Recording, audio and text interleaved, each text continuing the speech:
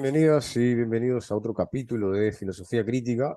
En esta oportunidad vamos a charlar con Santiago Benítez Vieira, que es biólogo, con Juan Duarte, que es psicólogo, que ambos han escrito el prólogo a este libro que tengo en mis manos, titulado Genes, células y cerebros, de Hilary y Stephen Rose. Hilary Rose es una socióloga feminista de la ciencia y Stephen Rose es biólogo. Así que bueno. Eh, ¿Cómo están, muchachos? Muy Bien, bien, gracias por la invitación. sí, lo mismo iba a decir. Gracias a ustedes por estar acá presentes y, bueno, por su tiempo. No, faltaba más. Acá desde Buenos Aires y Santi desde Córdoba. Bueno, acá también estamos en Buenos Aires, en el conurbano más precisamente. Así que, bueno, como para empezar, ustedes dos hicieron el prólogo a esta obra. ¿Qué importancia o qué relevancia tiene esta obra para el debate actual? Santi, ¿querés que empiece yo? Oh, Como quieras. ah. Eh, bueno, te doy mi opinión. Este es el primer volumen de la colección de Ciencia y Marxismo. Es el primero que editamos. Después vino La biología en cuestión de Richard Lewontin y Richard Lewins. Y después editamos el primero de la colección Ecología y Marxismo de John Bellamy Foster. Nuestra idea desde Ediciones IPS, que es una editorial independiente de gobiernos, de empresarios, tiene un objetivo político central, que es el de poner a disposición del público amplio, de trabajadoras, trabajadores, de todos los ámbitos, incluso también y en particular de la ciencia, académicas, académicos también, eh, una tradición que piense y que conciba la ciencia desde un punto de vista crítico del sistema capitalista y de los modos en que se hace ciencia en el sistema capitalista de una forma mercantilizada, eh, digamos, socialmente, digamos, tiene varios planos esto, digamos, socialmente la mercantilización de la generación del conocimiento científico, pero también en un plano de las teorías, qué tipo de preguntas se plantean, algo que está muy en relación con cuáles son las teorías que están en juego a la hora de pensar en diferentes ámbitos de la ciencia, en este caso la biología. Entonces ahí hay otra cuestión que es la cuestión de introducir un punto de vista dialéctico contra visiones dualistas y reduccionistas que proliferan a la hora de pensar en lo que se llaman las ciencias de la vida o la biología. Entonces, el objetivo es muy político, mostrar un modo de hacer ciencia, mostrar que el modo de hacer ciencia que vemos en el capitalismo no es el único posible, que ha existido otra tradición que concretamente se ha propuesto ligar la crítica de la ciencia a la crítica de la sociedad capitalista y que se apoya en una teoría, que es la teoría marxista de Marx y Engels, desarrollada desde entonces por muchas otras y otros que no son muy conocidos, eh, y mostrar los desarrollos que se han hecho, las críticas que se han hecho y sobre todo la actualidad que tiene y la necesidad que tenemos de pensar desde ese punto de vista, y no solamente para criticar, digamos, lo que se nos presenta como el último grito de la ciencia, en el caso del libro, la genómica, las neurociencias, las terapias de medicina con células madre, por ejemplo, sino sobre todo también al mismo tiempo pensar cómo podría ser eso de otra manera y cómo podríamos pensar un tipo de ciencia enfocada no en la ganancia, sino en las necesidades sociales de las mayorías, ¿sí? Y mostrar que concretamente eso sucedió y bueno, recuperar, digamos, esa tradición que hoy por hoy no es tan conocida como nos parece, ¿no? Como para resumir, perdón la extensión. Santi, no sé. Sí, sí, lo dijiste muy bien. Particularmente con lo respecto a la tradición marxista en la ciencia, eh, estos mismos autores, hay que hacer una aclaración, tienen 80 años, ¿no? Hillary y Steven, o están por esa década, digamos. Fueron personas sumamente activas durante la década del 60 y del 70 en los movimientos más radicales en ciencia, que en Estados Unidos tomaron la forma de agrupaciones como Science for the People, y en este caso ellos son ingleses en Inglaterra, relacionados a los clubes de la nueva izquierda y toda una serie de fenómenos que surgían criticando en principio el militarismo, pero después todas las aplicaciones mercantilistas de la ciencia, ¿no? Entonces ellos son un representante de esa generación, en cierto sentido un puente entre la generación que vivió la Revolución Rusa y que ellos eran nacidos lectores, ¿no? De gente como Haldane, Needham y científicos de principio del siglo XX, y ellos que participaron, ¿no? De una de las décadas más convulsas en los 60 y 70.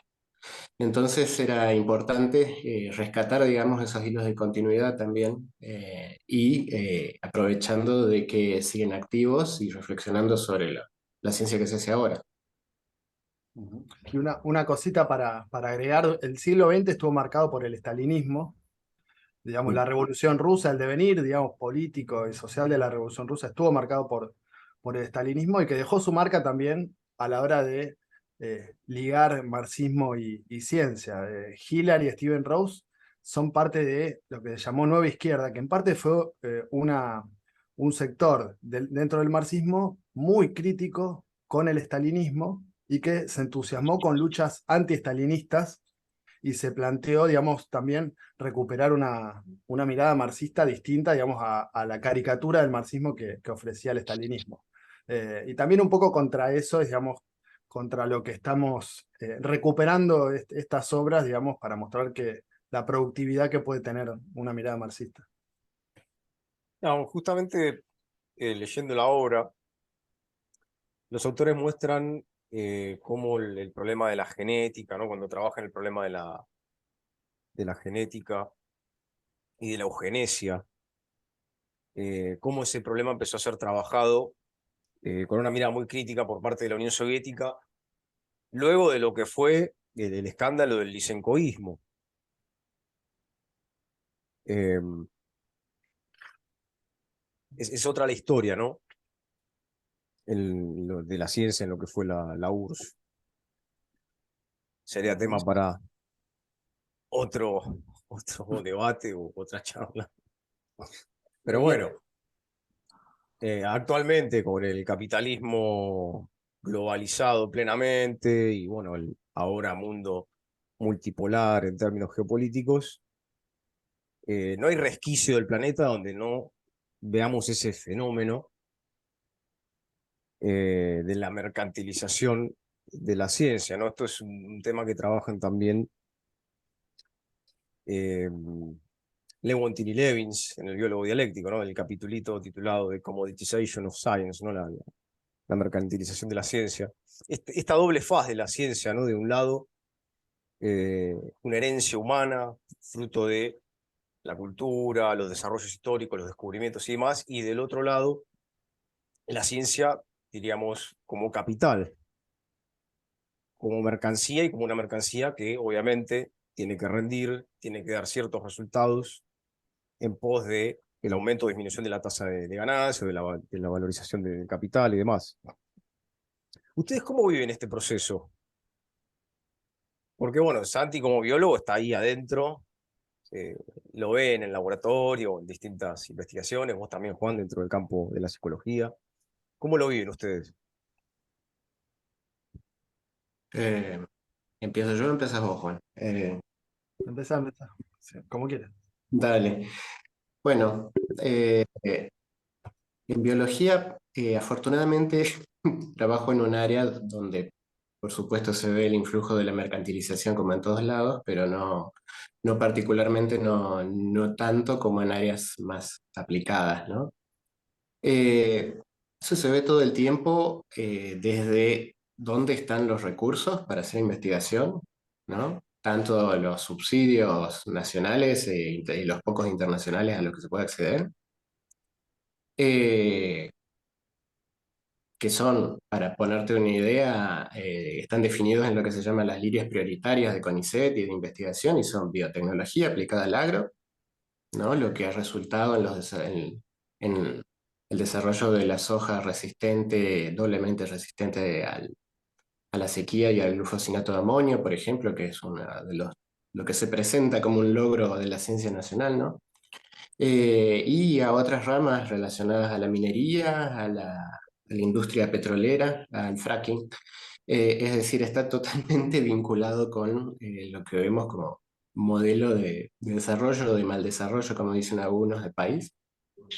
Y eso se replica a nivel internacional también, por supuesto, con diferentes facetas, ¿no? En la investigación biomédica que, que se hace principalmente en Estados Unidos y en Europa, el gran sesgo es hacia las enfermedades crónicas, y cuando han tenido que enfrentar una enfermedad infecciosa nuevamente, justo ahí nombrados a Lewontin y Levens, que lo analizan eso también en su libro y lo analizan muchos años antes de que sucediera, ¿no? Como fue ahora con el COVID, les resultó, les cayó de sorpresa, básicamente, porque las enfermedades infecciosas habían pensado de que se habían exterminado y sencillamente no fue así, fue una limitante. Y por otro lado, las enfermedades crónicas permiten una medicalización continua, entonces es el lugar donde está el dinero, donde se obtiene dinero, básicamente, comparado con algo así como invertir en vacunas que directamente prevengan enfermedades infecciosas. Es prácticamente lo contrario, ¿no? Eh, O los, menos sí, en agroecología que prevenga, digamos, la proliferación de bacterias y de virus. Contra, totalmente. contra el monocultivo, digamos, de animales y plantas, ¿no? Sí, sí, o sea, las líneas prioritarias de investigación están sumamente marcadas, están marcadas en el país, están marcadas desde la política de Barañao, cuando asumió por primera vez el gobierno de Cristina, siguió con Macri, y ahora es básicamente lo mismo con Filmus. Eh, Así que en eso se vive continuamente. Y esa es una de las facetas. La otra faceta tiene más que ver con el aspecto, digamos, laboral, por decir así, que es como la profesión científica, digamos, el trabajo científico del día a día se va precarizando cada vez más. Eh, en Argentina también, pero también en varios países, ¿no? Donde, por ejemplo, después de que uno hace el doctorado y hasta que uno ingresa a carrera están los periodos de postdoc, pero ahora lo normal, que antes era uno, ahora es dos, tres, conozco gente que va por el quinto, ¿no? Es ese nivel de cada 2 años tener que cambiar de lugar de trabajo porque tenés un puesto precario de investigación, ¿no? Eso también está relacionado totalmente, cómo la ciencia se ha convertido en una inversión a corto plazo. Y ese es otro de los aspectos de la mercantilización.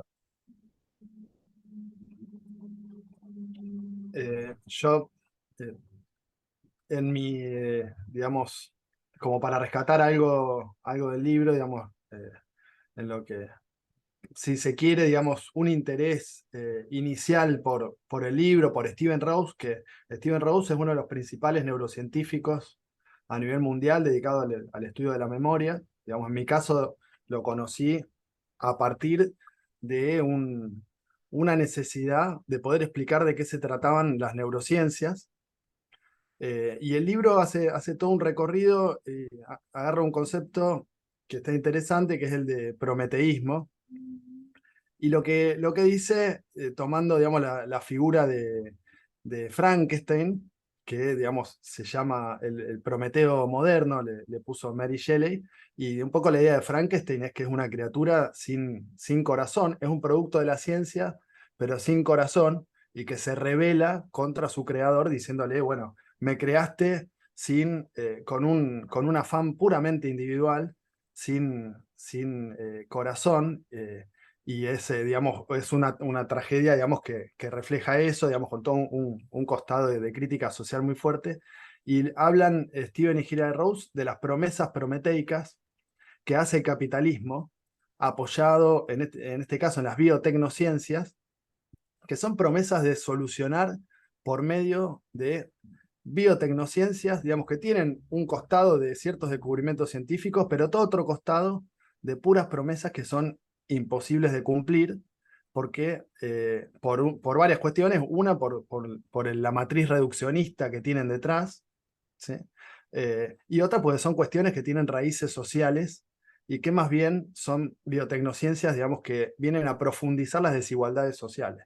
Entonces, en el caso de las neurociencias, para tomar, digamos, hay un estudio profundo sobre el surgimiento de las neurociencias, esta mercantilización de la que hablaba Santi se ve mucho, lo vimos en Argentina en los últimos 20 años en un auge de explicaciones biologicistas cerebrales, de la mano de un esencialismo cerebral que prácticamente pretendía y pretende explicar cada una de las características psicológicas del ser humano a partir del cerebro, ¿sí? De hecho, ya hay investigaciones, incluso hay una investigadora de CONICET que se dedicó al caso de Facundo Manes, digamos, muy interesante cómo La Nación, Clarín le dieron lugar, lo ubicaron como una figura, digamos, autorizada para hablar en ciencia, con una visión puramente biologicista, que hoy, si se quiere, digamos, la figura de Manes está bastante cuestionada, incluso dentro de las mismas y los mismos neurocientíficos, pero en su momento fue un representante de la ciencia. Bueno, el libro lo que muestra es que eso tiene un origen y hace todo un rastreo y una genealogía de las neurociencias desde los años 60, digamos, cuando era un campo muy prometedor y, digamos, con un fundamento muy científico, serio, hasta más adelante en los 90, en los 2000, donde a partir de ciertos desarrollos, en particular como los de la computación, los de las técnicas de imágenes cerebrales, los desarrollos del proyecto Genoma Humano y del mapeo genético, los bancos genéticos también, se posibilitaron ciertos avances sobre el conocimiento del cerebro. Pero la otra pregunta fuerte que hacen Hiller y Steven Rose es ¿quién se beneficia de todo esto? Y en el caso de las neurociencias, hay sectores muy marcados, digamos, que tienen mucho interés en desarrollar esta mirada y estos desarrollos con fines prácticos, ¿sí? En particular, hay dos grandes sectores. Uno es el sectores del ejército de los países imperialistas que están muy interesados en las interfaces cerebro-cuerpo que pueden desarrollar, y efectivamente hay muchos desarrollos muy interesantes, y en elaborar técnicas que incidan sobre la memoria, por ejemplo, también con fines bélicos, por ejemplo, borrar recuerdos traumáticos de guerra, ¿sí? Steven Rose cuenta que una vez estaba en una conferencia y vino un tipo a preguntarle por si era posible borrar un recuerdo de guerra a partir de sus investigaciones, y era un tipo del ejército de Estados Unidos. Hay una cantidad de fondos enormes invertidos por los principales estados imperialistas para desarrollar ese tipo de técnicas. Y por el otro lado, el gran jugador a nivel global son las megacorporaciones de la industria farmacéutica, ¿sí? Que están intentando dar una explicación de fenómenos de padecimiento psíquico y mental que lleven a un tratamiento psicofarmacológico sobre el cerebro, ¿sí? O técnicas como estimulación transcraneal ligadas a la educación, etc. Bueno, todo eso que hoy lo vemos, por ejemplo, en el ámbito educativo en Argentina, de hecho hay una fundación que se llama Educando al Cerebro, que es, digamos, ese triste nombre, digamos, donde es el cerebro el educado, no hay sujeto, no hay persona, son cerebro. Y bueno, se dedica a dar charlas por todo el país, promoviendo una visión donde lo que hay que hacer es entrenar cerebro, ¿sí? Bueno, lo que muestra el libro es que detrás de eso, o sea, de esa proliferación, hay una cantidad enorme de recursos que están promovidos por los principales estados imperialistas con esos intereses detrás, y muestra, digamos, en qué se apoyan, en avances reales, pero por otro lado muestra los límites, y hay algunos límites que son insalvables. O sea, es imposible explicar fenómenos mentales con una explicación reduccionista biológica. Simplemente es imposible reducir lo mental a la pura biología, y todo el tipo de investigaciones que intenta ir por ese lado. De hecho, la industria farmacéutica, más bien lo que muestran en el libro Stever y Hilary Rose, es que están girando hacia otro tipo de investigaciones que tengan algún fundamento científico para poder conseguir nuevos medicamentos, psicofármacos en particular, porque, digamos, con esa matriz teórica digamos, para decirlo en términos filosóficos de nuestro anfitrión, aporéticos, ¿no? Van a vías muertas, digamos, no tiene sentido continuar por ahí. Sin embargo, hay un negocio enorme de la industria farmacéutica, ahora visto, digamos, hoy, después de la pandemia, muchísimo más, de buscar explicaciones, por ejemplo, para la depresión, buscar las explicaciones en los neurotransmisores del cerebro. Bueno, esa es una explicación que de científico no tiene nada, ¿sí? Es confundir una parte de los mecanismos cerebrales con el todo del fenómeno psicológico, y solamente sirve para mercantilizar el padecimiento, mercantilizar el tratamiento y generar un negocio enorme y un montón de problemas adicionales. Algo interesante que muestra el libro es cómo los psicofármacos surgen a partir de vías puramente empíricas. O sea, bueno, y está lleno de escándalos, ¿no? El desarrollo de la ciencia. Por ejemplo, está el caso de el Lagartil, que era un antihistamínico, que empezaron a ver que lo aplicaban y tenía ciertos efectos sedativos y que servía para ciertos casos de pacientes psiquiátricos. Lo empezaron a usar en casos de depresión, si mal no recuerdo, y lo diagnosticaron en miles de personas, cientos de miles de personas, hasta que encontraron que generaba procesos degenerativos cerebrales, ¿sí?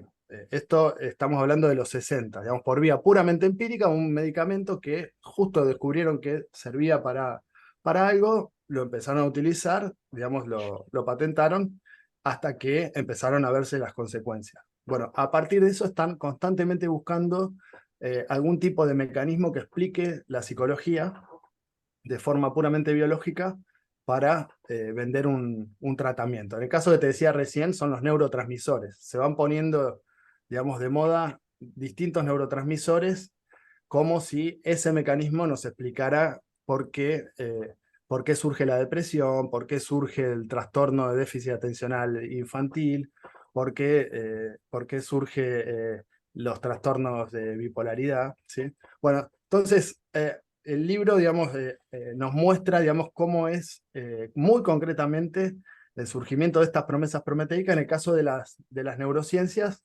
está muy bueno porque nos permite tener un panorama a nivel, concretamente, de cómo se hace ciencia, ver de dónde vienen los fondos, ver quiénes se están beneficiando y ver a nivel teórico cuáles son los fundamentos o los no fundamentos que hay para este tipo de explicaciones que finalmente socialmente terminan naturalizando las condiciones sociales históricas que producen esas formas de padecimiento psíquico y mental.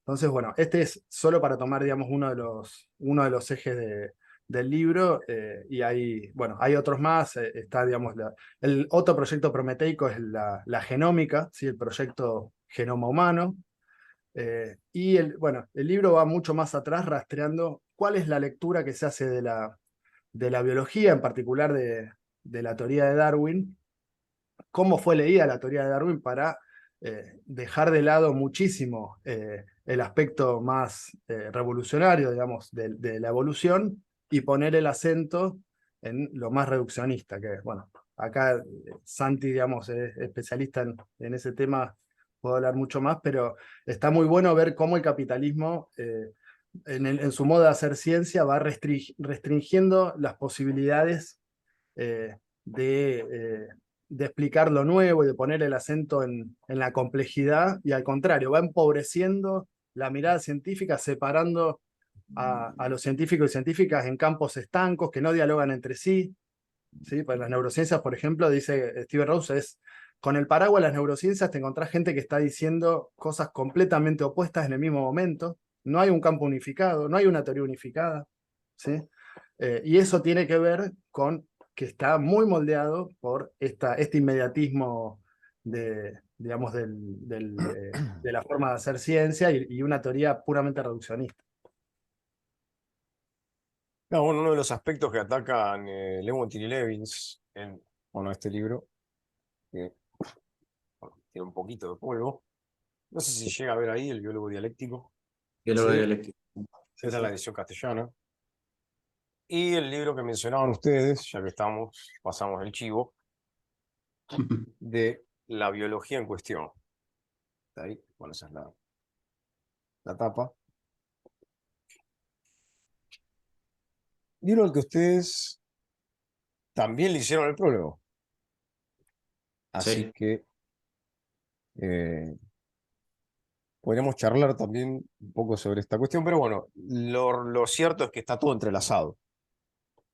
No podemos trabajar una obra sin mencionar a la otra. Bueno, lo que comentaba Juan en materia de psicología o lo que comentaba Santiago en materia biológica, yo lo veo como docente en materia educativa en los programas neoliberales que se vienen bajando desde hace años, en materia de lo que se ha denominado educación emocional. Eh, Está inspirado en un libro de un autor que se llama Daniel Goleman, que se llama Educación Emocional, y que bueno, tiene el mismo paradigma reduccionista centrado en el cerebro, ni siquiera en la persona, donde bueno, ahí como bien decía Juan, aparecen un montón de concepciones medio extrañas, eh, donde bueno, lo que tendría que hacer un docente desde una óptica pedagógica neoliberal, el docente sería una especie de gestor educativo y cada alumno individual sería el gestor, en este caso, de sus propias emociones y de sus procesos cognitivos. Bueno, yo tendría que brindar las herramientas para que ellos aprendan a gestionar sus emociones, primero como si fuese algo eh, tan simple de manipular o de controlar, más allá de que, bueno, podríamos cuestionarnos qué se entiende por control en este caso. O sea, ¿control en qué sentido? ¿Qué habría que controlar? Sobre esto, uno de mis maestros, Andrés Brenner, escribió un artículo que está en la web de Rebelión, creo que es .org o .com, no me acuerdo, que se llama El neoliberalismo fascista. Es re largo el título, pero bueno, eh, trabaja este punto. Este reduccionismo, esta especie de ingeniería social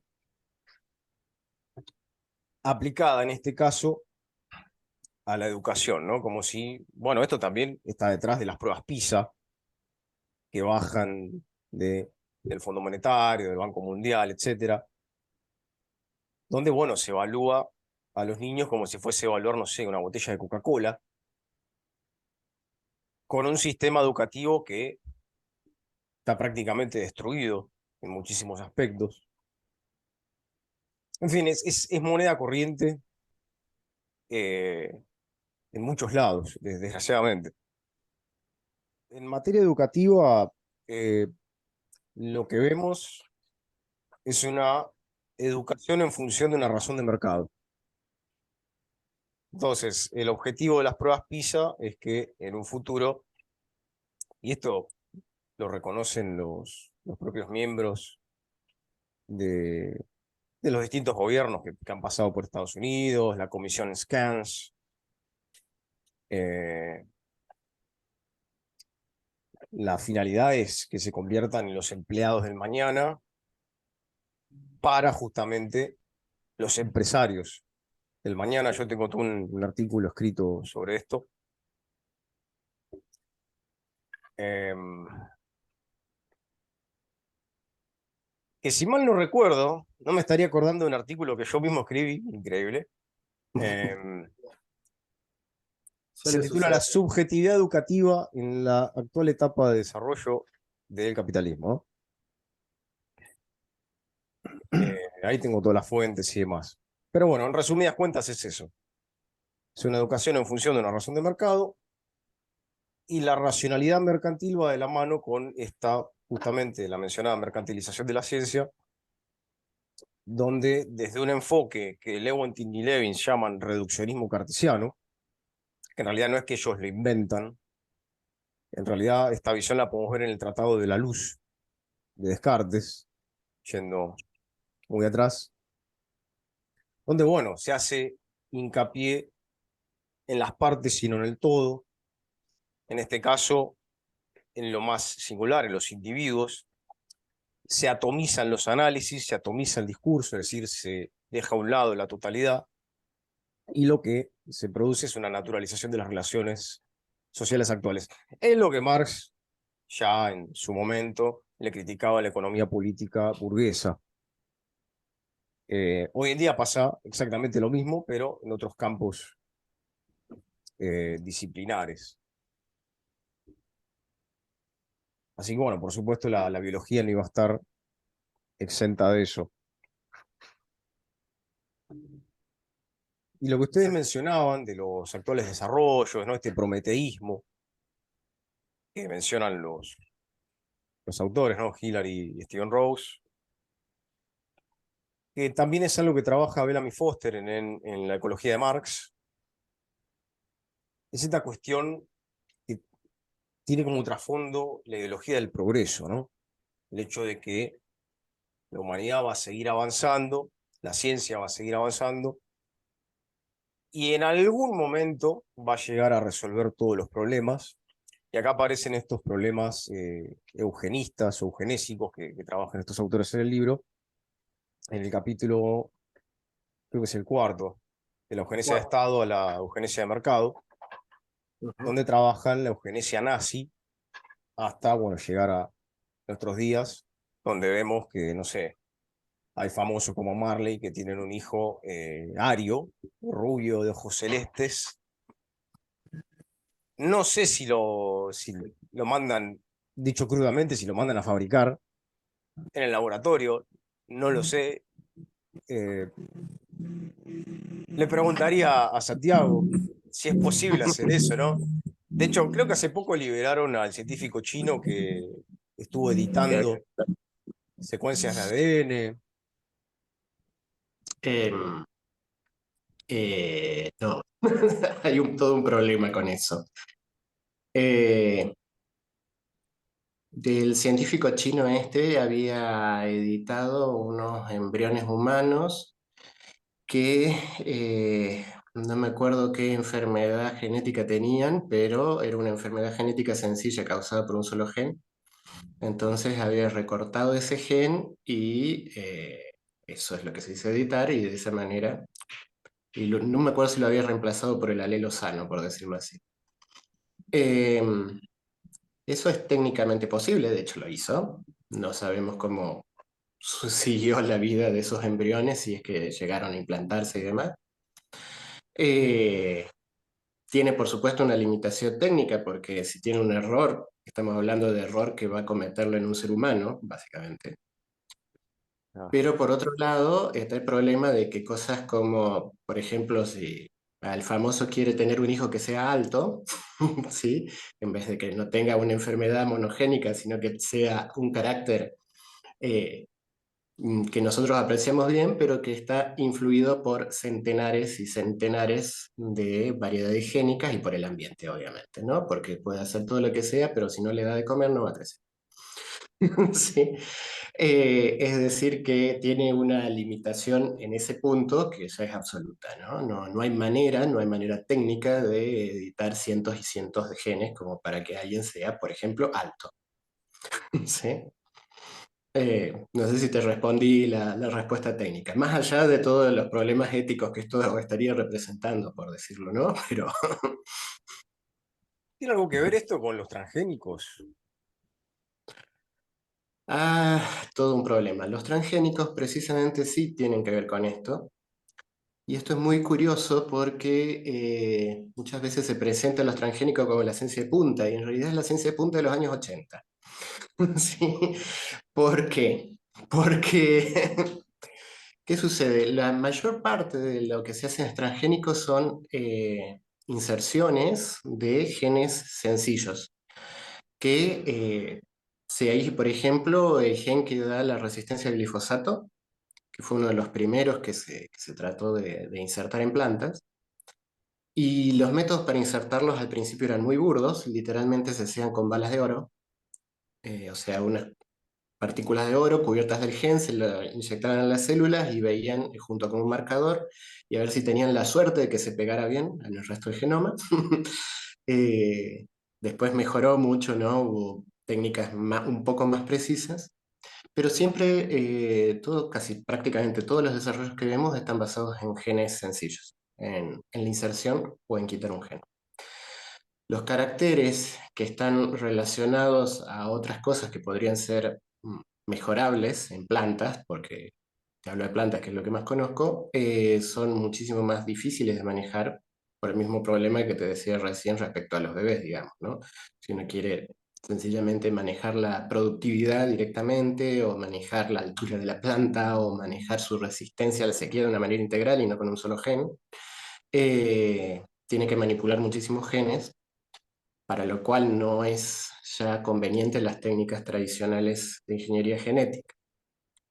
Hay unas técnicas nuevas, que son lo que se llama CRISPR-Cas9, y otras basadas en CRISPR, que lo que hacen es edición génica y tienen un nivel de precisión mucho mayor respecto a esos viejos métodos que te decía con balas de oro.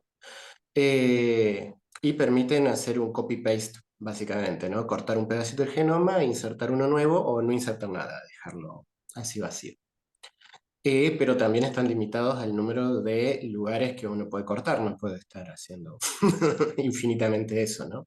Entonces también tienen la misma limitación de pensar en rasgos sencillos. Y bueno, volviendo un poco a...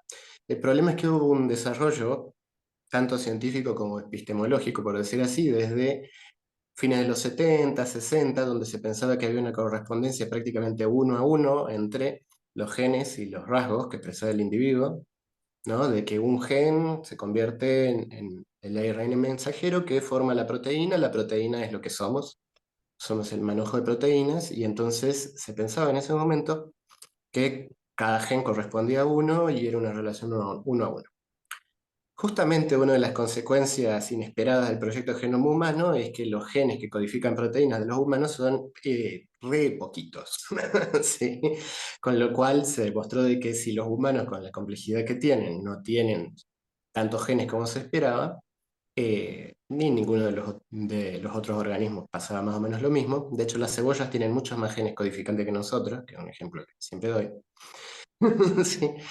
Lo que se demostró es que en realidad la relación entre el genoma y lo que expresa lo que expresan los organismos no es uno a uno para nada, ¿no? Hay como muchísimos fenómenos de epistasis, de interacción entre los genes, de interacción con el ambiente, de dominancia entre los genes, de la iotropía, todos fenómenos genéticos que interfieren y que hacen que ese mapa que relaciona, digamos, la genética con el fenotipo no sea uno a uno. Pero bueno, la mayor parte de las técnicas moleculares que usamos vienen de la época en que se pensaba que era uno a uno, resumiendo.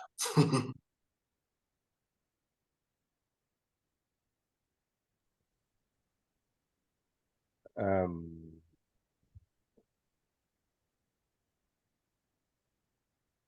Juan, no te escucho. No, Ah, decía, ahí digamos, está. ahí está, Entonces perdón, que editando los libros y metiéndome un poco más en estos temas, escuchando a Santi, digamos, aprendí algo, digamos, pero me llamó mucho la atención también, digamos, eh, cómo, digamos, la mirada reduccionista llevó lo que decía Santi, esta idea de que punto a punto, digamos, de un gen, una proteína, y de ahí lo que somos hoy, como si se pudiera explicar.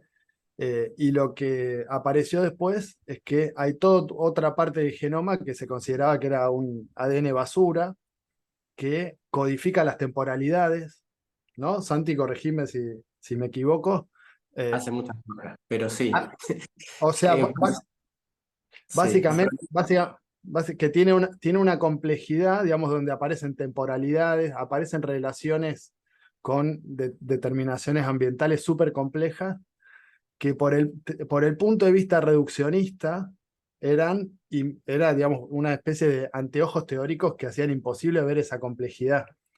Digamos, me sorprendió también mucho conocer, digamos, los desarrollos de Waddington, por ejemplo, con un punto de vista más dialéctico, que ya en los años 50, digamos, planteaba una mirada apoyándose en la dialéctica eh, de Engels y tratando de pensar en términos no reduccionistas, también corregime Santi, digamos, había previsto otras formas de entender la genética de forma no reduccionista. Eso me resultó muy interesante. Santi, te interrumpí, pero más o menos está bien lo que digo. sí, sí, sí, digamos, el genoma funciona de una manera mucho más compleja de lo que se creía. Es toda una red de interacciones dentro del genoma y el genoma y el ambiente que es lo que finalmente determina, que es mucho más difícil que decir uno a uno. El uno a uno sigue existiendo para algunas cosas muy puntuales, ¿no? Hay ciertas enfermedades que pueden ser relacionadas con una mutación sencilla, ¿no? Si no me equivoco, no soy especialista en genética médica, pero creo que la fibrosis quística o algunas enfermedades de ese tipo, ¿no? Pero para la inmensa mayoría de los caracteres no funciona así, ¿no? Una cosita para agregar, digamos, en el trigo HB4, digamos, esa edición génica se usa, y en más del 80% de las variedades de semillas transgénicas en el país, lo que se privilegia es la resistencia a agrotóxicos. Claro. O sea, el tema de la sequía es algo que incluso hay que ver, digamos, cuánto, digamos, cambia, pero sobre todo que es resistente en este caso, el glufosinato de amonio, que es muchísimo más tóxico que el glifosato, digamos. Eso, digamos, una muestra de los intereses que están atrás, digamos, del modo de hacer ciencia, de usar un desarrollo como la edición génica. Sí, hay un capítulo de Lewontin que explica que tanto los organismos que se usan, ¿no? Que son plantas anuales, como la soja, el trigo, la colza y creo que el algodón y cosas por el estilo, como los rasgos que se ponen, que como dijo Juan, son prácticamente todos resistencia a herbicidas o resistencia a insectos. eh, Todos están determinados por el mercado. No había ninguna razón científica como para empezar investigándolos a esos, precisamente. ¿No? Era toda una decisión comercial primero para decidir esa línea de investigación. Yo, perdón, una cosa por digamos, tu pregunta, digamos, tu reflexión de recién. Hay todo un debate que cruza el libro, que explícitamente está planteado ahí alrededor del transhumanismo. Digamos, los autores Steven y Hilary Rose plantean que, digamos, hay toda una pretensión que es prometeica alrededor de si puede progresar la especie humana y la pretensión de hacerla progresar por medio de las biotecnociencias. Por ejemplo, por medio de las neurociencias, digamos, lo que está haciendo Elon Musk, que tiene una compañía que ahora se está dedicando directamente a implantar chips cerebrales. Bueno, Neuralink. Neuralink, hay un artículo en Ideas de Izquierda de Steven Rose, que lo escribió especialmente, quien quiera, digamos, está muy interesante, pero con una idea de que en los marcos del capitalismo la especie humana podría progresar, que no son más, digamos, que los sueños de la burguesía, de que hoy, digamos, pretende mejorar la especie humana por medio de la generación de nuevos negocios, ¿no? Así como también están buscando las formas de irse de un planeta que están destruyendo, irse a Marte y todo eso. Una cosa, hay una serie que se llama Years and Years, que trata varios de los temas que están en el libro, digamos, ciertos dilemas que aparecen, digamos, eh, es posible y es necesario, digamos, mejorar los cuerpos y hasta qué punto. Por ejemplo, ciertos dilemas que son muy interesantes para pensar, digamos, ¿qué pasa con los casos, digamos, de, por ejemplo, hijos que son concebidos para darle un riñón a su hermano, por ejemplo. Digamos, cómo, sí, está tratado ese tema en el libro, muy interesante, digamos, cuestiones que llevan, digamos, a reflexiones muy importantes. En la serie, lo que decía recién de Years and Years, está esta idea de transformarnos en bits, de transformar la conciencia en pura información. ¿Sí? Hay una de las protagonistas de la serie quiere, digamos, justamente hacerse cyborg. Y bueno, va mostrando que es un gran negocio también, que esos implantes, en un momento dice, esto existe, pero para la gente que lo puede pagar, para todo el resto es muy peligroso. Y está, digamos, esta idea, digamos, jugando esta idea de si la mente humana, si la conciencia humana puede transformarse en información, digamos, que es una promesa prometeica y transhumanista. Lo que a mí me resulta interesante, personalmente también, es la idea de pensar, de cómo pensar otro tipo de sociedad comunista sin el constreñimiento de la generación de ganancias, sin la mercantilización capitalista y la posibilidad de utilizar la ciencia para pensar nuevos modos de manejar la producción de energía, de alimentos, de manejar cómo vivimos la creatividad científica, artística, digamos.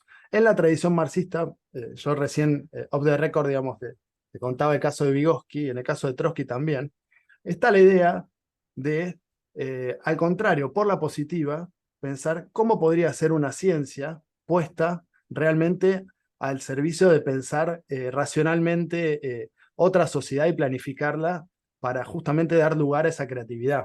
¿Sí? Entonces digo, ahí tenemos la posibilidad de pensar, de contraponer a esos proyectos prometeicos y ese transhumanismo reaccionario de la burguesía, plantear otro proyecto, otro horizonte de proyecto social y pensar la ciencia desde ahí, que un poco el libro también plantea eso. Dicen, bueno, necesitamos que las decisiones que se toman en ciencia estén en manos de las poblaciones, de los trabajadores de la ciencia, y discuten fuerte con la idea de que lo máximo que se puede hacer en ciencia es, a lo sumo, hacer charlas TED o cafés científicos, que es un poco la idea tipo Golombek. Bueno, les muestro qué copada que es la ciencia, miren cómo es, pero ustedes no pueden decidir nada. Bueno, lo que muestra Hillary y Steven Rose es, no, miren, lo que hay que hacer es lo que sería en Argentina democratizar el CONICET, por ejemplo, y que los propios trabajadores y trabajadoras científicas pongan en discusión hacia dónde se dirige la genómica argentina, hacia dónde se dirige la biología argentina, ¿sí? En base a qué proyecto de país, qué proyecto social. Bueno, eso, digamos, son discusiones que hoy por hoy la burguesía se la pasa dando vuelta alrededor de eso, y también con este libro la idea es recuperar, digamos, una forma de pensar la ciencia donde realmente sea, digamos, un instrumento emancipador que nos permita, por ejemplo, digamos, pensar la relación entre el ser humano y la naturaleza hoy a nivel global, que va a ser algo que lo vamos a tener que seguir pensando incluso en el comunismo, pero no va a ser sin la ciencia, ¿sí? Entonces, digamos, eso me parecía muy interesante por muchos debates que están dando vuelta y donde, digamos, desde un punto de vista anticapitalista podemos, digamos, no caer, no tener la idea de que hablar de estos temas siempre es ser distópico, digamos. O sea, somos distópicos si hablamos de estos temas siempre en el capitalismo, porque siempre, finalmente va a ser un gran negocio y va a terminar mal, como muestra Black Mirror, bueno, Years and Years también muestra esto.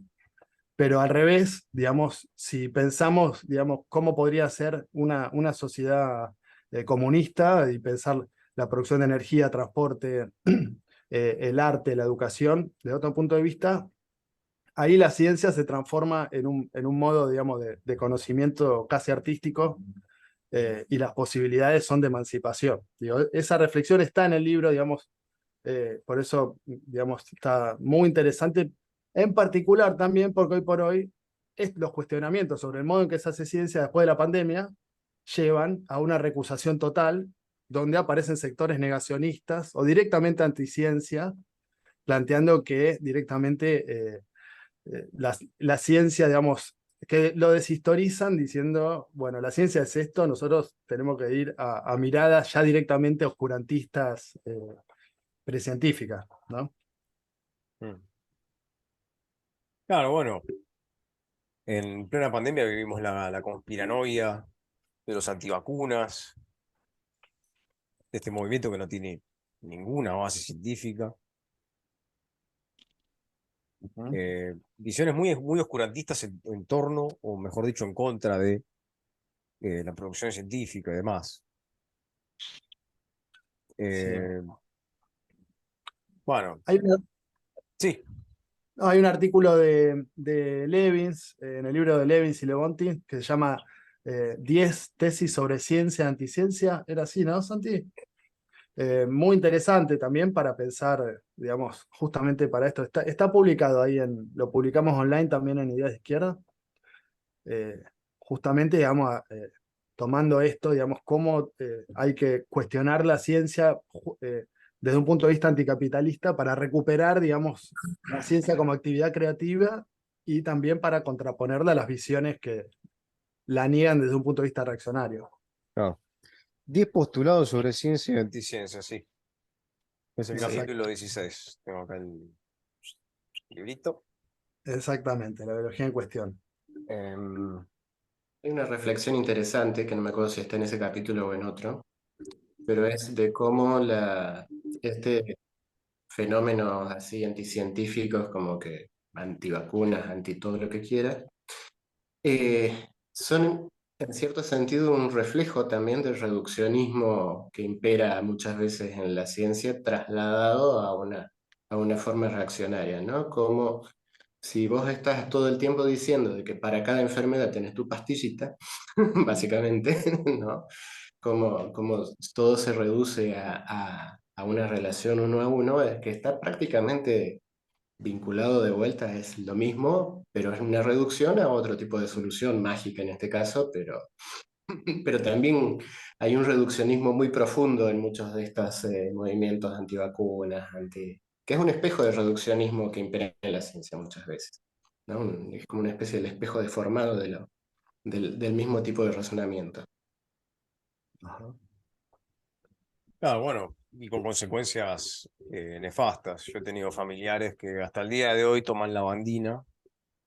Bueno, ese es el ejemplo, ¿no? Es una solución. ¿La bala de plata es la lavandina o la bala que te va a curar Claro, de...? Sí, sí, Claro. Sí, ahí en ese caso todo lo que se pierde es la génesis de las pandemias que tienen que ver con el modo de producción de alimentos, con actividades claro. extractivistas a nivel global, todo eso eh, claro.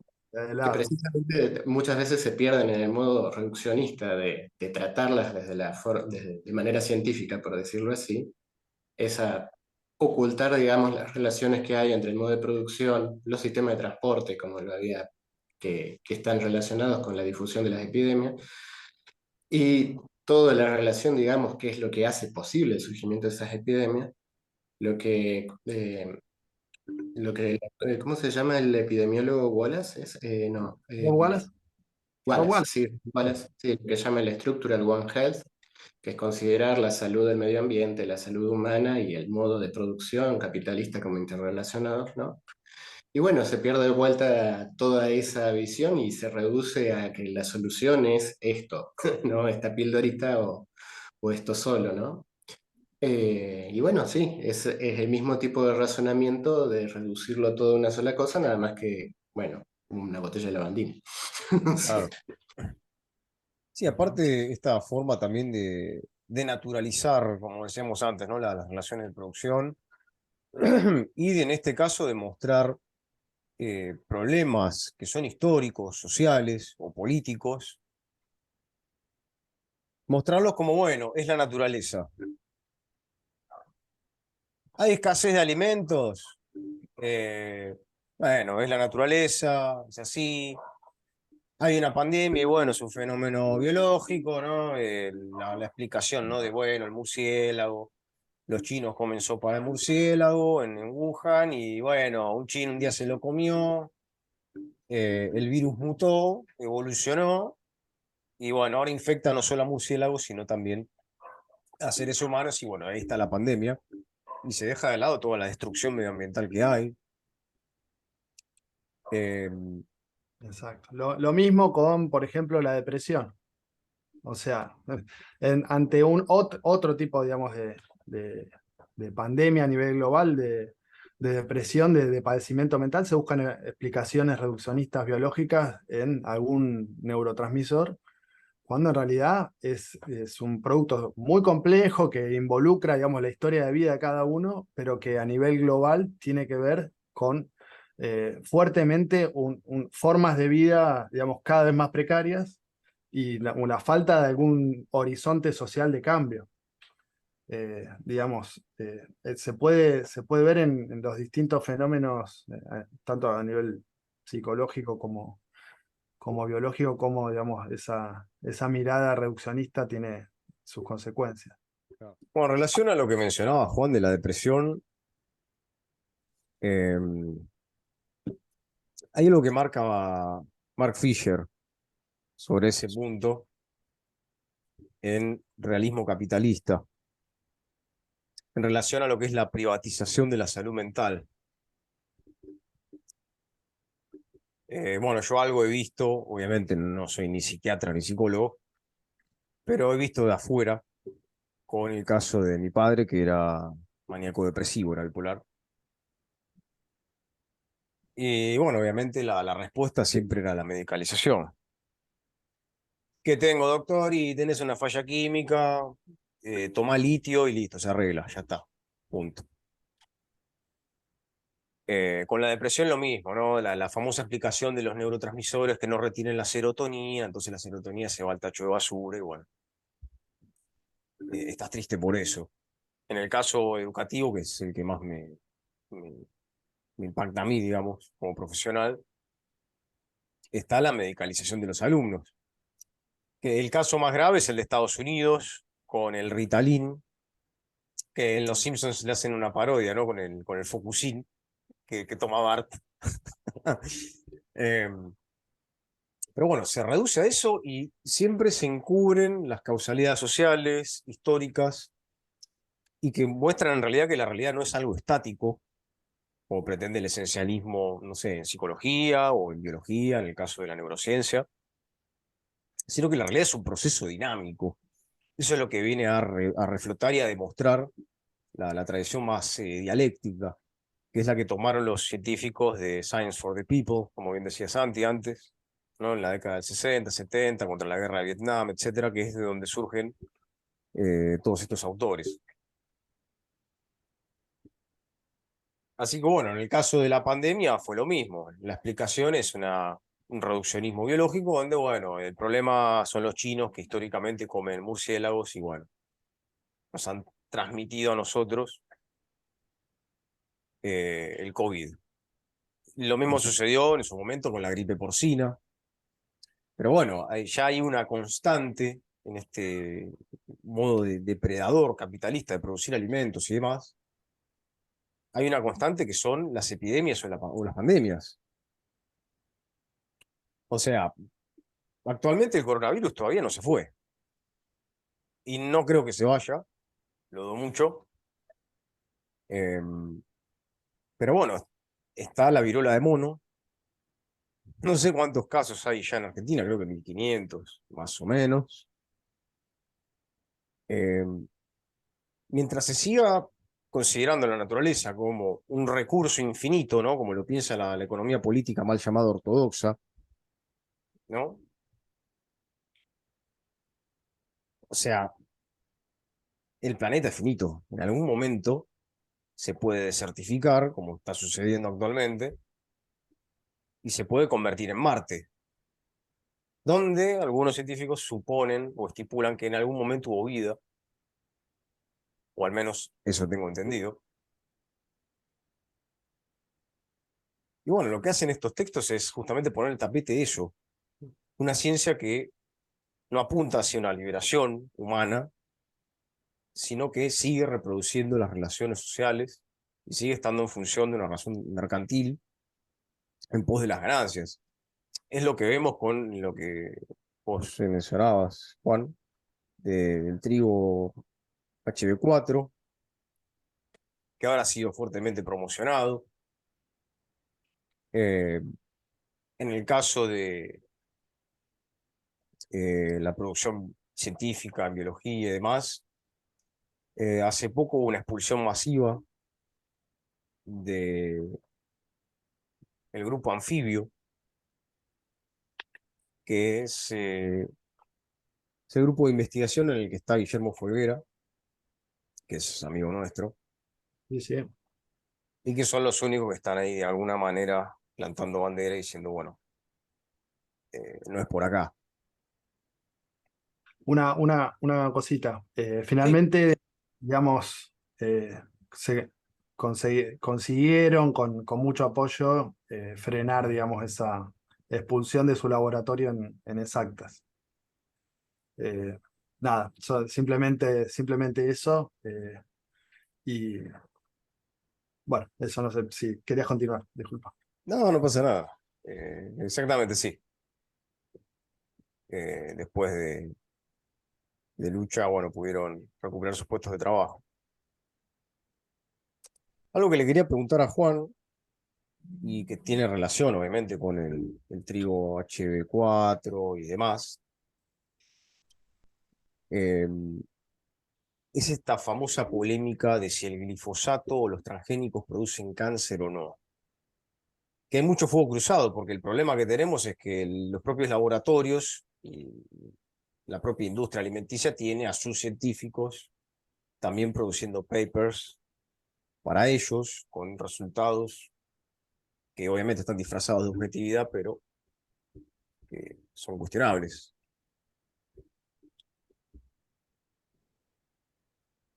Ujú. Santi, Em, Sí. Eh, digamos,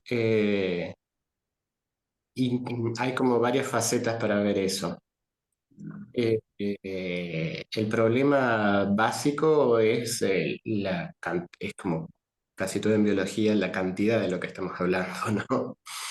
El consumo y, y la aplicación que se hace de herbicidas, de glifosato y de otros agrotóxicos en la superficie productiva, digamos, del país, ¿no?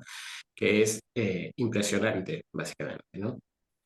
Y como eso va a parar a los cursos de agua, va a parar a las napas, y en los casos más directos son fumigadas las personas directamente arriba de sus cabezas, ¿no? Para los famosos problemas que hay en escuelas rurales, pueblos fumigados enteros, básicamente.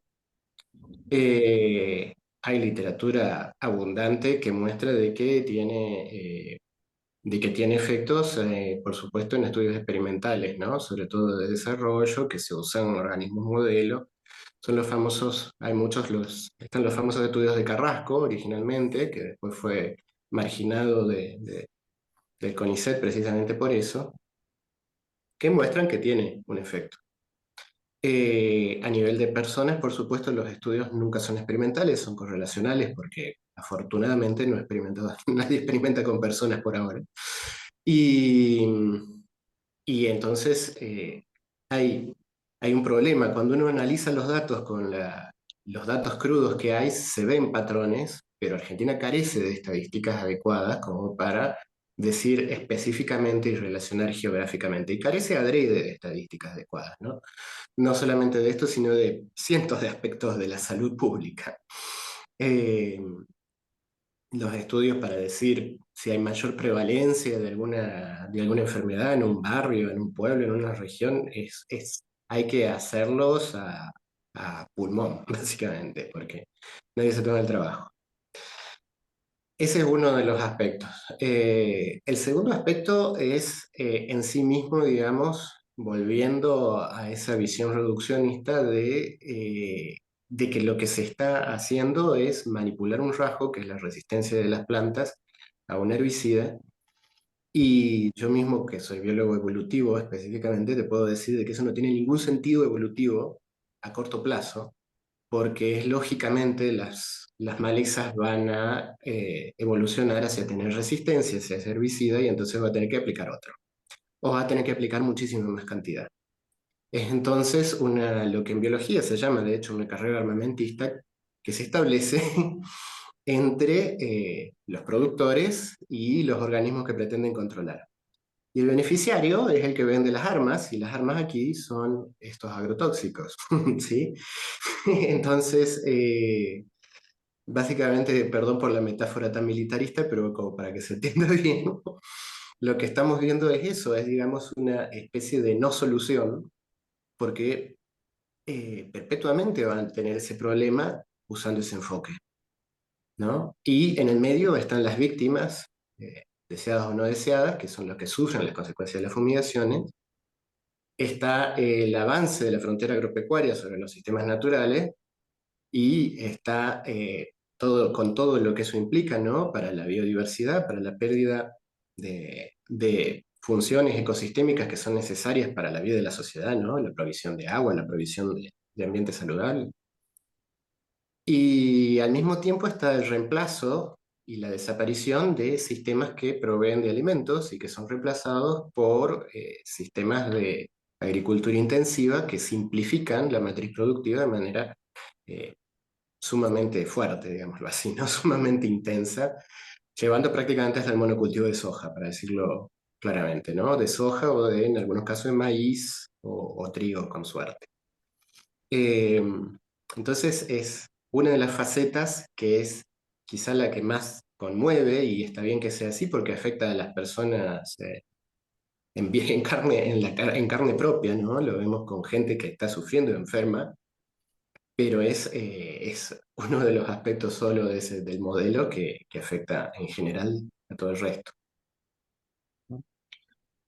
Ah, bueno. Hace poco un caso de un fumigador que trabajaba para Monsanto en Estados Unidos que demandó a Bayer Monsanto porque le encontraron linfoma de Hodgkin, Mm, que es una enfermedad que yo estoy padeciendo actualmente. mm. Eh, yo lo agarré tiempo igual, por suerte. Este fumigador lo encontró en estadio 4. Los médicos ya lo daban por muerto, unos 6 meses de vida más o menos, o como mucho 2 años. Bueno, demandó a la empresa y ganó el juicio. Eh, Acá en Argentina tenemos eh, otro caso documentado por el periodista Patricio Leisegui, que escribió un libro muy Ujú. importante que se llama Envenenados. El caso es el de Fabián Tomasi, que también Tomás. trabajaba de fumigador y terminó completamente, pero deformado. Porque bueno, uno de los componentes, esto corregime Santi, uno de los componentes del Roundup, no, esta arma, ¿no? Siguiendo con la metáfora belicista, contra las malas hierbas, fabricada por Bayer Monsanto. Uno de sus componentes es el agente naranja. ¿Es así? El 2,4-D no es el Roundup, el 2,4-D es uno de los componentes de la agente naranja. Es el que denunció Rachel Carson, que es, digamos, la autora de un libro que fue muy importante, que se llama Para cuestionar los modos en que se hace ciencia y en el desarrollo del movimiento ecológico en los 60, la primavera silenciosa era denunciando justamente ¿cómo es? DH4 se llama. El 2,4-D. No, El agente naranja, para recordarlo un poco, es el que tiraban en Vietnam con el ahí objeto de va. defoliar la selva y que se vieran los lugares donde estaba escondida la población, por campamentos o lo que sea. Y está compuesto de dos herbicidas, no me acuerdo cuál era uno, pero el otro es 2,4-D, el que se usa actualmente como herbicida, y del cual hay plantas que tienen genes insertados para ser resistentes al 2,4-D. Perdón. Sí. Una cosa, digamos, la incidencia que tiene, digamos, si hay estudios que demuestran los efectos cancerígenos, yo he visto varios, eh, pero hay toda una parte que son los propios trabajadores que trabajan recolectando los frutos, por ejemplo, que son rociados, no sé, hay un equipo de La Izquierda Diario está haciendo un documental sobre los trabajadores y trabajadoras del citrus Mm. en Tucumán, y lo que muestran son la cantidad de enfermedades solamente por el contacto con los limones, por ejemplo, que están rociados con herbicida. Si uno va a los barrios donde viven los trabajadores y trabajadoras que hacen la cosecha, encuentra no solamente con casos de cáncer que nunca llegan ni siquiera a ser denunciados, digamos, no tienen, digamos, esta posibilidad, digamos, que tuvo el caso de Fabián Tomasi, de muchas otras enfermedades completamente discapacitantes, en edades, no sé, 45 años, 50 años, por el contacto con esos pesticidas y agrotóxicos que se usan. Y, digamos, está muy silenciado, pues es parte de un sector enorme de la clase obrera que tiene que trabajar, digamos, en contacto directo con los agrotóxicos. Le digo esto porque a veces, digamos, tiene que ver con que además son ultra precarizados, con que está organizada toda la producción alrededor de los monocultivos. Desde el Frente de Izquierda presentamos, digamos, también para mostrar que esto es no solamente conocer y rescatar, digamos, miradas sofisticadas en ciencia, sino también cómo hacemos para dar argumentos para que la clase trabajadora muestre cómo los usos de la ciencia eh, en el capitalismo por los capitalistas y por el Estado capitalista se usan para enfermar y para privilegiar las ganancias por sobre la salud, por sobre las condiciones de vida.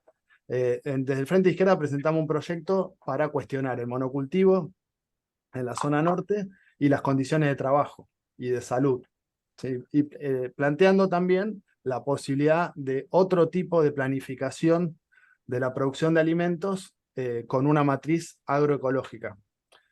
Por ejemplo, y nos apoyamos, digamos, con Santi, por ejemplo, tratamos, digamos, de tomar estos aportes conceptuales científicos ecológicos de Lewontin y Levins para poder dar argumentos y muchos otros, ¿no? Digamos que Santi conoce mucho más, investigadoras, investigadores que trabajan, ¿no? Y mostrando cómo se podría producir de otra manera, aprovechando la ciencia, una ciencia que muestre la complejidad de los procesos, digamos, cómo son las relaciones de los fenómenos ecológicos que están en juego, los saberes populares también. Otro modo de hacer ciencia, pero también finalmente eso por sí mismo no cambia las condiciones, sino que es parte de una lucha donde también lo que queremos hacer es mostrar a los trabajadores y trabajadoras que tienen detrás una tradición de 150 años de ciencia en dónde apoyarse, para mostrar cómo los modos de hacer ciencia los perjudican y contraponer de otra forma, digamos, no capitalista de manejar y de producir la ciencia, ¿no? Un poco el objetivo de la colección de este libro y de los varios otros que sacamos, digamos, tienen como trasfondo esto, digamos, esta idea, digamos, de Engels, de que la dialéctica es, digamos, la, digamos, la contraparte teórica del movimiento obrero y su lucha contra el capitalismo. Tratamos de mostrarla, digamos, en cómo esta tradición de ciencia puede aportar en ese sentido, ¿no? En este libro y en otros, digamos. Digo, para lo que aparece medio separado entre la teoría y la práctica, digamos, desde la editorial y desde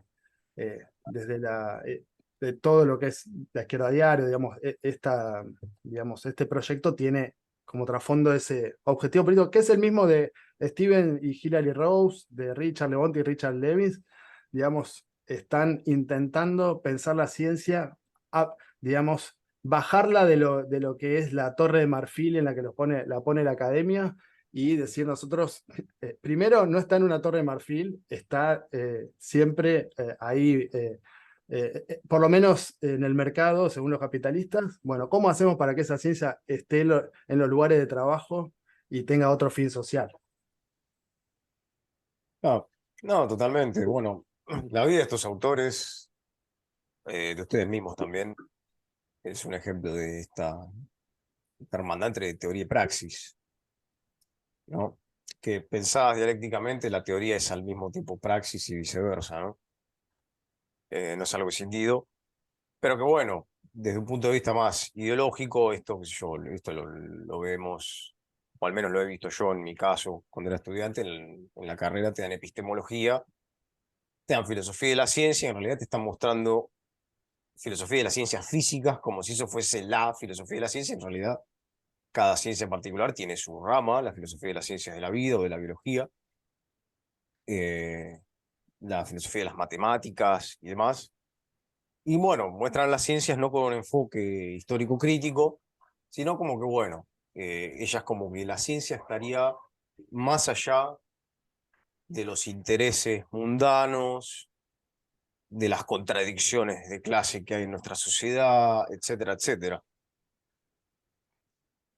Eh, Como si Galileo no hubiese tenido problemas a la hora de hacer ciencia en su momento, ¿no? Con la Inquisición católica, y bueno, la Inquisición que tenemos actualmente es la del mercado, donde, Exactamente. bueno, o investigás lo que nosotros te mandamos y cómo te mandamos, o listo, te echamos, te quedas sin trabajo, o en el peor de los casos te metemos preso. Perdón, y muchas veces la de la academia. O sea, o el mercado por medio Claro, de la academia, ¿sí? Que no es nada neutral, que está manejada de forma completamente antidemocrática. La facultad de las universidades, que tienen gobiernos que le llamamos feudales, y que son una correa de transmisión de esos intereses. Digo, si nos ven estudiantes, bueno, docentes también, que lo conocen, digamos, hay una mistificación de una supuesta neutralidad que no es tal. bueno, a modo de cierre, les agradezco nuevamente por estar acá, por su tiempo, por su conocimiento, su buena disposición. Y bueno, los veré en otra charla. Ya nos encontraremos en otro momento. Así que bueno, les cedo la palabra a ustedes. Les dejo el cierre, el gran final. Así que bueno, ¿quién tiene ganas de empezar? Bueno, arranco yo. Antes que nada, gracias nuevamente, Javier, por invitarnos a este espacio que es, que se está transformando bastante, digamos, en una referencia de reflexiones críticas sobre, sobre filosofía centralmente, pero sobre otras cuestiones, y eso la verdad es que es muy importante ligar la filosofía a las cuestiones que socialmente nos importan, y de mostrar la importancia que tiene. En este caso, un poco el libro este del que charlamos, Genes, Células y Cerebros, así como también los otros que venimos publicando con Santi en la colección, La biología en cuestión, incluso La ecología de Marx de John Bellamy Foster en la otra colección, y El significado histórico de la crisis de la psicología de Lev Vygotsky, que de paso aprovecho para recomendar al público. Tienen un eje central que es mostrar la importancia de tener una posición filosófica y epistemológica eh, correcta, dialéctica, frente a tanto reduccionismo y determinismo que prolifera, tanto positivismo y en los dos lados de tanto un materialismo mecánico que encontramos muchísimo en en las diferentes áreas de la ciencia, como después desarrollos de corte idealista que encontramos del otro lado, como una antinomia imposible de superar si no es recuperando una visión dialéctica, y en ese sentido, digamos, un denominador común de estas obras también es la referencia a Marx y a Engels, eh, y, y la importancia de ligar esa pelea filosófica a la lucha de clases. O sea, como decía Marx, finalmente de lo que se trata es de transformar revolucionariamente y terminar con el capitalismo, transformar el mundo terminando con el capitalismo y terminar con el fetichismo y la mercantilización que está en la base del capitalismo, pero eso, si bien finalmente va a ser producto de la lucha de clases, tiene que tener un correlato en una elaboración y una discusión y una lucha de ideas, donde la filosofía es central, y un poco lo que muestran estos autores y autoras es la importancia de una mirada dialéctica para poder guiar el trabajo científico para poder desarmar las operaciones ideológicas que constantemente se hacen con la ciencia, finalmente para justificar y naturalizar un modo de vida en el capitalismo.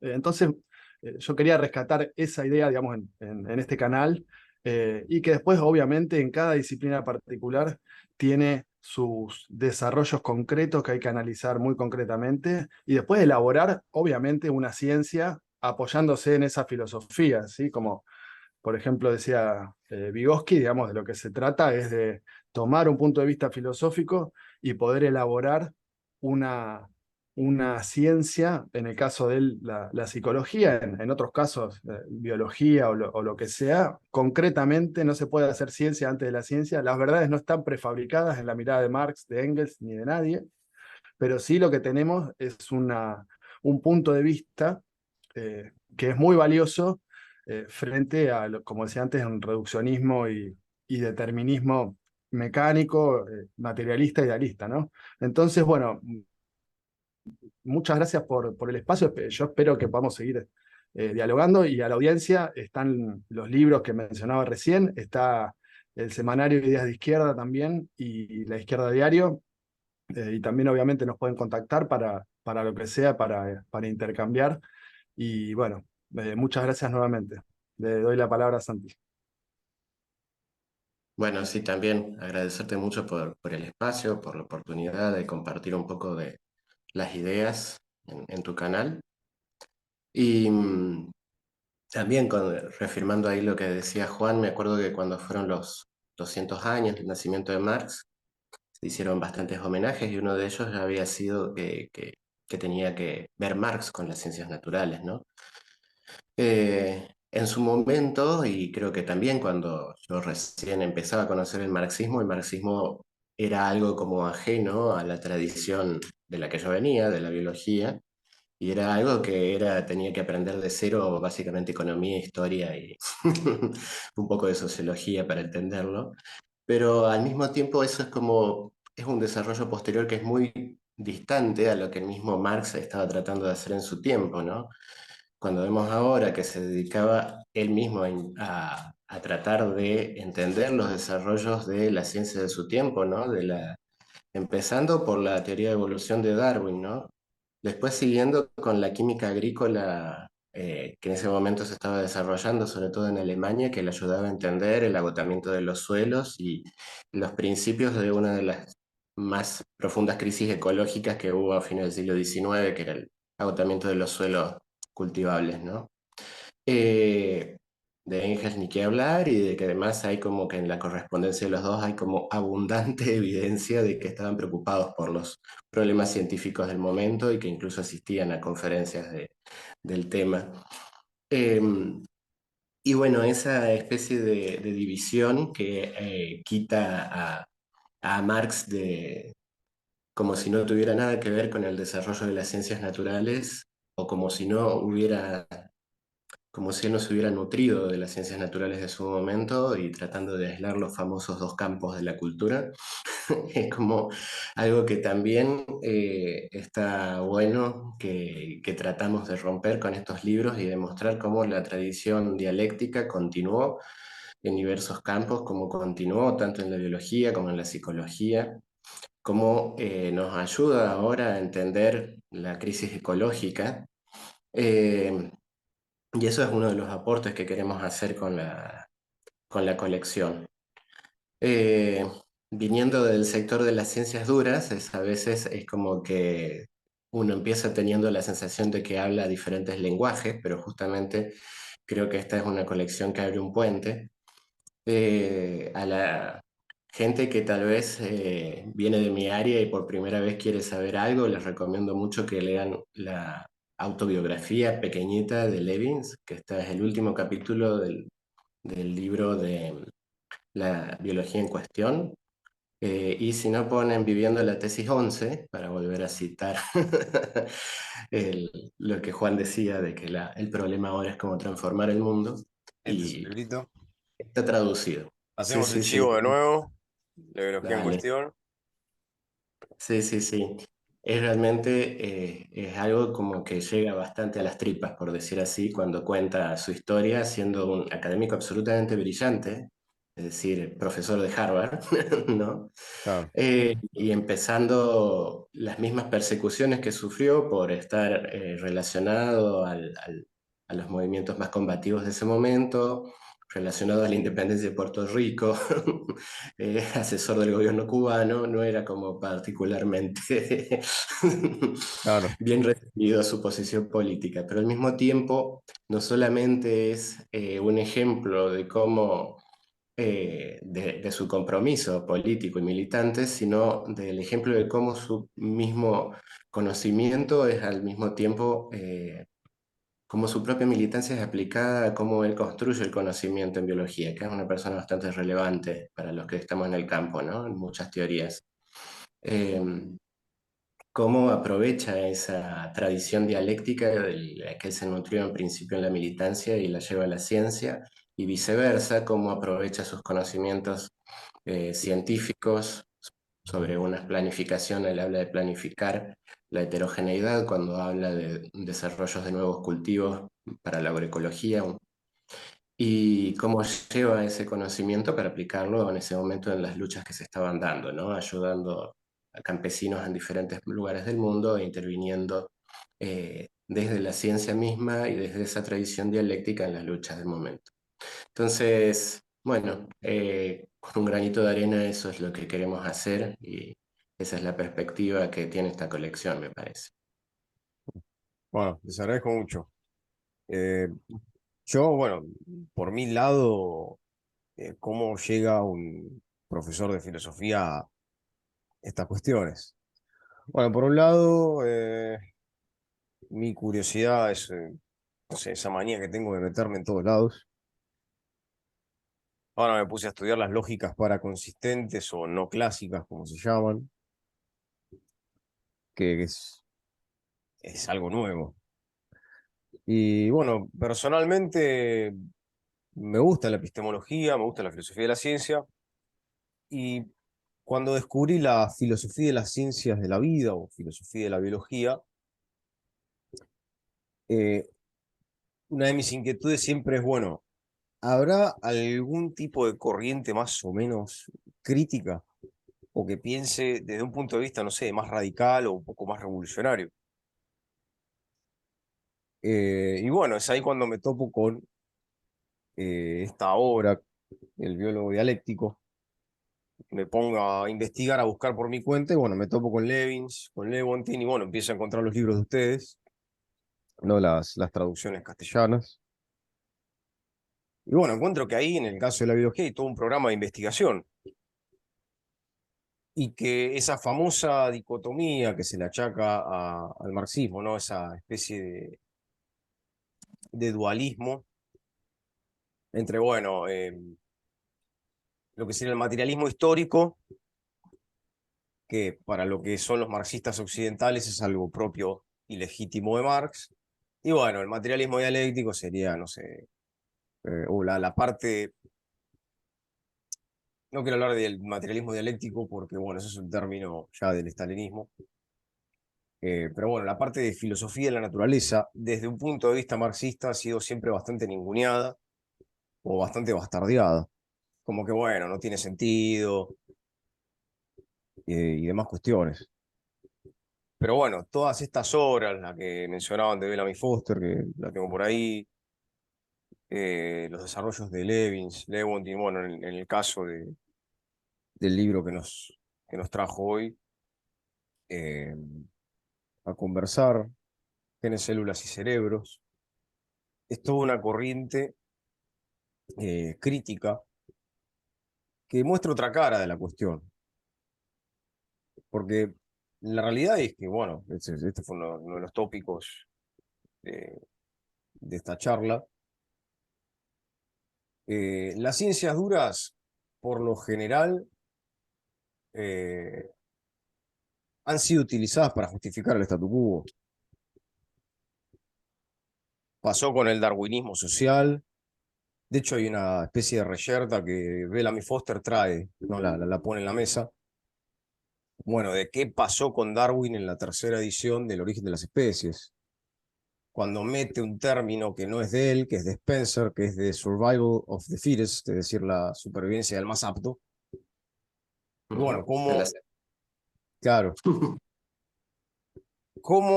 el pensamiento de la clase dominante a la cual pertenecía Darwin de alguna manera influyó en su obra.